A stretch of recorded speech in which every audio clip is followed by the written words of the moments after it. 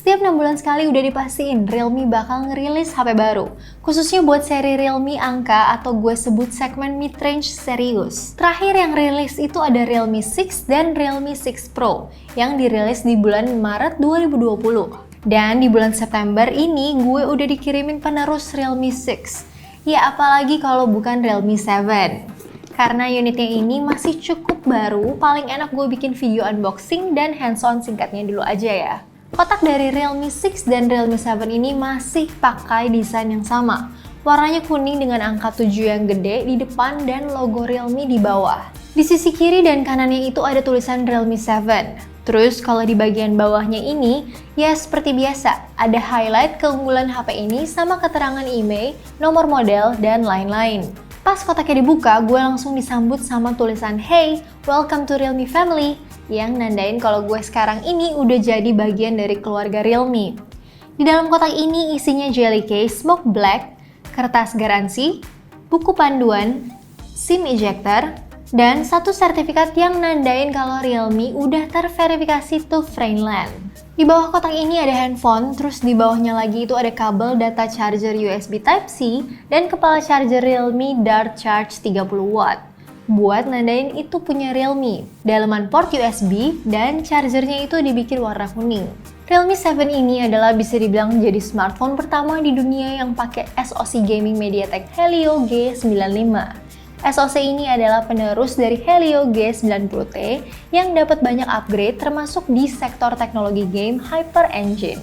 Selain pakai SoC baru, baterainya juga upgrade dari yang dulu itu cuman 4300 mAh, sekarang udah 5000 mAh dengan dukungan Dart Charge 30W.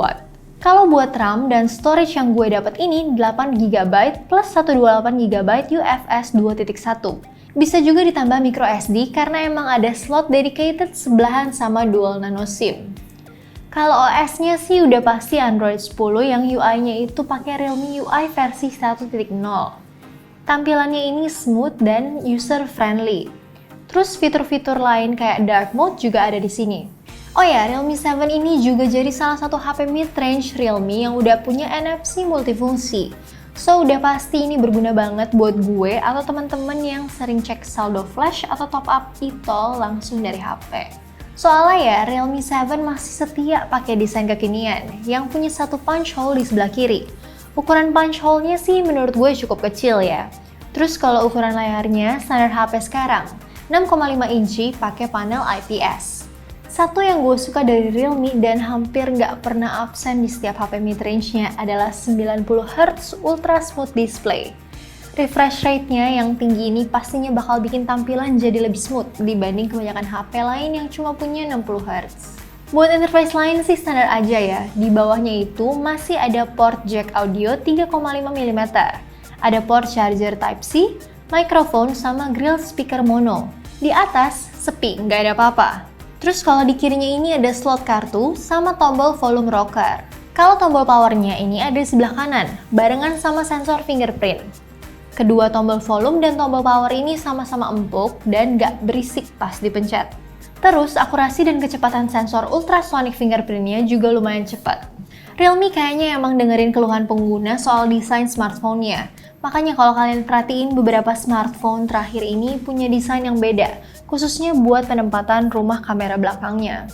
Termasuk Realme 7 ini, walaupun rumah kameranya masih berbentuk vertikal dengan 4 kamera belakang dan 1 LED flash, tapi karena kedua bagian itu jadi satu, otomatis jadi kelihatan lebih gemuk dan jadi pembeda dari seri-seri sebelumnya. Kalau warna sih selera ya, tapi gue cukup suka yang ini karena warnanya biru kabut ini kelihatan kalem dan gak norak. Walaupun frame sama backdoornya ini pakai polikarbonat, finishing matte dan warna dual tone-nya ini bikin handphone berasa sedikit premium.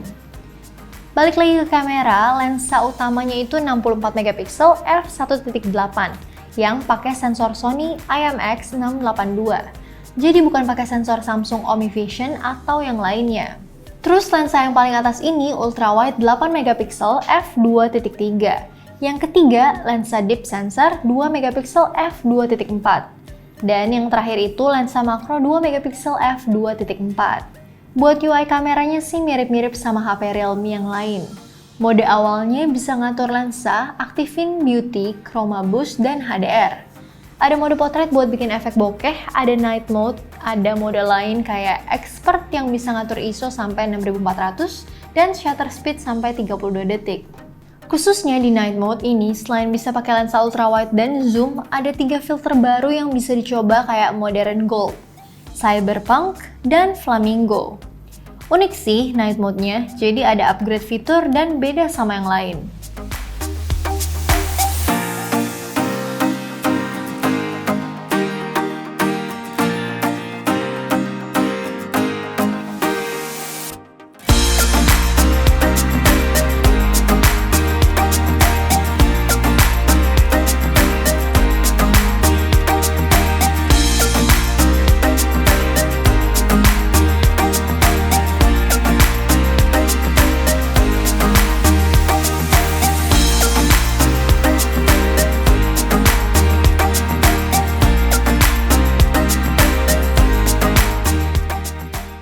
Kalau kamera depannya itu resolusinya 16 megapiksel f2.1. Mode kamera yang bisa dipakai juga lumayan banyak. Bisa pakai mode auto, portrait, dan gue juga bisa aktifin mode night di kamera depannya.